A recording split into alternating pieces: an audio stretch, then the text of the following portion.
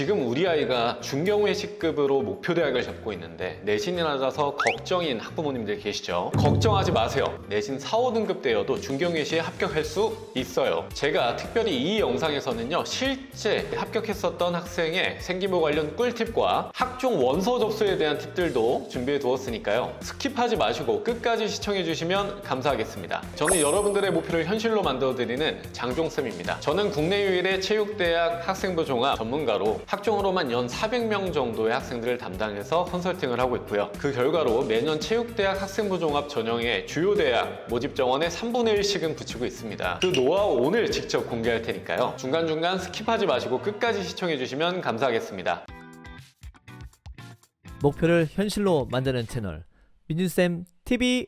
일단 4, 5등급에서도 합격할 수 있었던 이유죠. 내신의 평가 비중에 대해서 한번 다뤄보겠습니다. 내신이 어떻게 평가를 받는지 알아야, 그리고 학생부 종합전형에서 내신이 어느 정도의 평가 비중을 갖고 있는지 알아야 내신이 4, 5등급이어도 붙을 수 있는 전략을 세울 수 있습니다. 일단 내신 4, 5등급이라고 하면 100분위 기준 전교권 한 100명 정도 사이에서 40등에서 한 60등 사이 정도 한다 라고 하면 여러분들의 자녀 혹은 내가 거기에 해당된다 라고 보시면 되겠습니다. 그럼 학생부 종합전형에서의 내신의 평가 비중에 대해서 바로 공개하겠습니다. 학생부 종합전형에 들어가는 내신이라는 것은요, 정량평가가 아니라 정성평가로 들어가게 됩니다. 내신이 어디에 요소로 하나로서 들어가냐? 학업 역량 중에 한 하위 요소로 들어가게 됩니다. 그렇기 때문에 이런저런 요소들을 종합적으로 살펴봤을 때 내신이 학업 성취도라고 하는 한 하위 요소로서 들어가기 때문에 종합적으로 평가를 하게 되는 전형이 바로 학생부 종합전형이겠습니다. 그럼 내신이 4, 5등급인데도 불구하고 우리가 남들보다 더 좋게 평가받을 수 있는 요소들은 어떤 게 있을까요? 그것에 대해서 공개해 드리겠습니다. 일단은 내신의 추이도 반영이 되게 되겠습니다. 학생부 종합전형 안에서는요, 아이의 성실성과 아이가 얼마나 학업을 열심히 하려고 했는지 혹은 학업에 대한 탐구 능력 또한 평가를 하게 됩니다. 그 중에서 학업을 1학년, 2학년, 3학년으로 올라갈수록 얼마나 꾸준히 상승폭을 보여줬는가, 이러한 내신 추이도 물론 반영을 하게 되겠습니다. 그래서 3학년 때 됐을 때 정말 학기별로 꾸준히 오른 생기부다라고 한다면 0.5등급까지는 커버가 가능하겠습니다. 작년, 재작년에 수석한 합격생들 보면요, 일반 합격생들하고 내신이 무려 1등급에서 1.2등급까지도 차이가 나게 됩니다. 근데 수석이 더 낮아요. 이게 다 생기부에 대한 변별력 차이에서 오는 것이고요. 내신의 추이에서 오는 학업 역량에 대한 평가다라고 보시면 되겠습니다. 정리하자면 첫 번째로 내신이라고 하면 학생부 종합전형 안에서 정성평가를 받기 때문에 다른 요소들과 종합적으로 평가를 받는 부분이다 라고 확인하시면 되겠고요. 두 번째로는 내신의 추이도 평가를 합니다. 그래서 우상향인 내신들을 갖고 있는 아이다 라고 한다면 도전해 보시는 것도 방법이겠습니다. 지금까지 내신의 평가 비중에 대해서 한번 살펴봤는데요, 생기부의 평가 비중에 대해서도 한번 다뤄보겠습니다. 너무나 당연히 생기부의 비중이 올라가게 되겠습니다. 자소서가 폐지됨에 따라서요, 많은 학생들이요, 클릭 한 번이면 원서 접수가 가능하게 됩니다. 그 부분이 누군가한테는 득이 될 수도 있고 누군가한테는 실이 될 수 있어요. 그에 따라 허수들도 굉장히 많이 늘어나게 됩니다. 하지만 정말 본인들이 이 대학 및 학과에 맞춰서 중점적으로 잘 채웠다라고 한다면요, 절대 숫자에는 쫄지 마시고 소신 있게 지원하시는 것을 추천드리겠습니다. 그랬을 때 정말 뜻하지 못한 합격 통보 또한 받을 수 있습니다. 내신이 낮음에도 불구하고요. 그럼 도대체 이렇게 중요한 생기부 알겠는데 어떻게 채웠을 때 체육대학에서 유리한 생기부로 평가를 받을 수 있는지 들어가 보시겠습니다.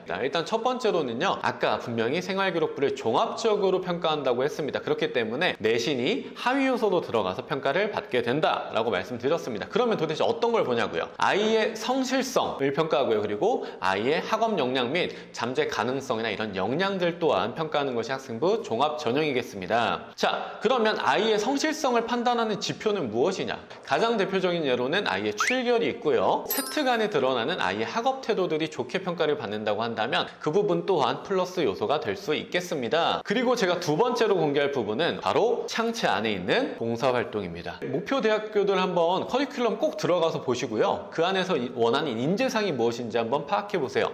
그럼 그 안에 어떤 것들이 포함되어 있냐? 봉사 시간이나 이런 봉사 역량들이 포함되어 있습니다. 생활기록부 안에서 또 어떤 것들이 평가받냐? 아이가 학업에 대해서 어떠한 탐구들을 이어나갔는지에 대한 탐구력 부분이 높게 평가를 받습니다. 그 탐구력이라는 건 결국 학업 역량 안으로 들어가게 좋아하기 때문에 학업 역량은 어때요? 단연코 뛰어난 평가 비중을 차지하고 있는 곳이기 때문에 되게 중요한 요소가 될 것 같고요. 그럼 그러한 탐구력을 어떤 것과 엮어서 채워 넣었을 때 더 좋은 평가를 받을 것이냐, 그 부분은요 진로에 답이 있습니다. 가끔 생활기록부를 갖고 오셔서 저 원서 접수를 한번 해보려고 하는데 어딜 쓰면 좋을까요? 저의 목표 대학은 일단 스포츠과학과고요, 그리고 스포츠산업과고요, 그리고 체육교육과고요, 체육학과예요. 이러면 학생부 종합전형에 대해서 모르고 계신 겁니다. 아이의 생기부가 어떤 방향성을 갖고 있고 어디에 넣었을 때, 어떤 학과에 지원했을 때 더 효과적으로 평가를 받을 수 있는지, 더 가중치를 붙일 수 있는지, 가산점을 받을 수 있는지에 대한 평가가 잘 이루어져야 되는데요.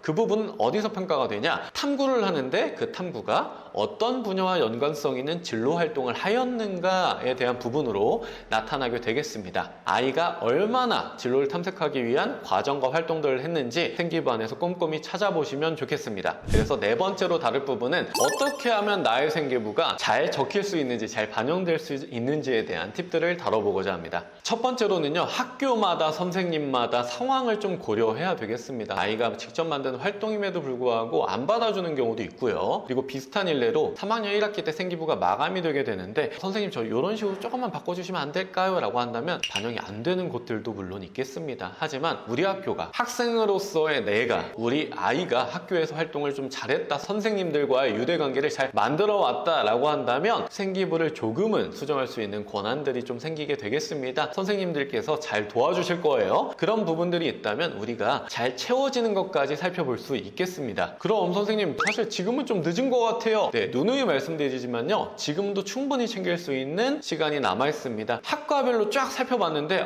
내가 아무리 봐도 이쪽이야. 근데 지금까지 생기부가 조금 이런 식으로도 비춰지는 것 같아. 그럼 과감히 빼버리시고 한 분야에 조금 올인하셔서 준비하시는 것이 3학년 1학기 생기부에는 맞는 방향성이겠습니다. 아무리 열심히 보고서를 낸다고 한들 그게 채워지지 않으면 소용이 없으니까요. 우리 보고서를 어떻게 채울지에 대한 고민도 물론 하시고요. 두 번째로 선생님들께 어떻게 유하게 잘 전달드릴까에 대한 고민도 꼭 해보세요. 그리고 친한 선생님들께는 자기의 진로에 대한 노출을 잘 시켜달라고 부탁드리면 좋겠습니다. 한두 활동만 제대로 들어가고 그리고 한두 문장만 더 들어가게 된다면요, 생활기록부를 통한 학교의 평가 자체가 달라질 수 있고요. 합격, 불합격까지 갈리게 되겠습니다. 학생부 종합을 그리고 준비하고 있는 친구들 중에는요, 수시 학종뿐만 아니라 정시도 같이 준비하고 있는 우리 체육대학 지원생들이 많은 것 같습니다. 그 아이들의 특징은 시간이 부족해요. 그리고 시간을 열심히 투자한다고 해도 내가 정말 생활기록부를 제대로 채워 넣는 것인지, 합격하는 생기부가 맞는지, 심지어 이게 특정 학과에 좋은지에 대한 판단이 안 서게 되는 경우가 있어요. 만약에 정말 이렇게 시간이 부족한 친구들 같은 경우는요, 우리 고정 댓글 밑에 학종 완성반 신청 링크 그리고 전화 문의가 있습니다. 그래서 따로 신청 주셔서 학종 완성반에 맡겨보시는 것도 방법이겠습니다. 네, 그래서 마지막으로 학종 완성반에 대해서 간단히 소개해 드려 보겠습니다. 학종 완성반이라고 하면요, 총 3가지 프로그램이 준비가 되어 있습니다. 첫 번째는 생활기록부에 대한 마무리 코칭입니다. 생기부가 아이들마다 학교마다 사정이 다르겠지만 분명히 수정 및 첨삭이 가능한 부분들이 존재하고요. 아이가 어떻게 해서 이런 생기부를 학교에 가져갈 수 있게끔, 그리고 또 선생님들이 그 부분들을 보고 조금이라도 고쳐줄 수 있게끔 만드는 부분이라고